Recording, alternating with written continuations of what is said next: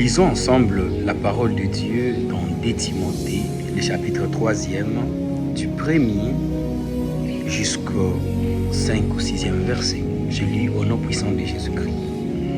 Sachez bien que dans la période finale de l'histoire, dans notre version, on parle des derniers jours, les temps seront difficiles, les hommes seront égoïstes, avides d'argent, vantards et prétentieux.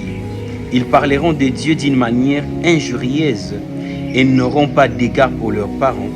Ils seront ingrats, dépourvus de respect pour ce qui est sacré, sans cœur, sans pitié, calomniateurs, incapables de se maîtriser, cruels, ennemis du bien, emportés par leur passion et enflés d'orgueil.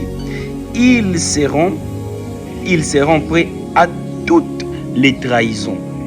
Ils aimeront les plaisirs plutôt que Dieu. Certes, ils resteront attachés aux pratiques extérieures de la piété, mais en réalité, ils ne voudront rien savoir de ce qui en fait la force. Détourne-toi de ces gens-là. Alléluia. Pourquoi cette lecture aujourd'hui? Cette lecture aujourd'hui, juste pour nous rappeler, mes frères et sœurs, que les événements qui se passent aujourd'hui par-ci, par-là, étant enfants de Dieu, ça ne doit pas nous faire paniquer. Parce qu'aujourd'hui, moi personnellement, je vois même les chrétiens qui paniquent, ces chrétiens qui commencent aussi, oh non, les bonnes personnes n'existent plus, oh, à qui faire confiance?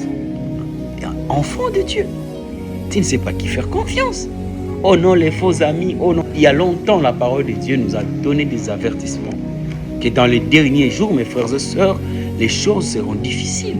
Les hommes seront sans cœur, égoïstes, et chacun cherchera son propre intérêt. C'est ça l'homme du temps de la fin. L'homme du temps de la fin, il est cruel.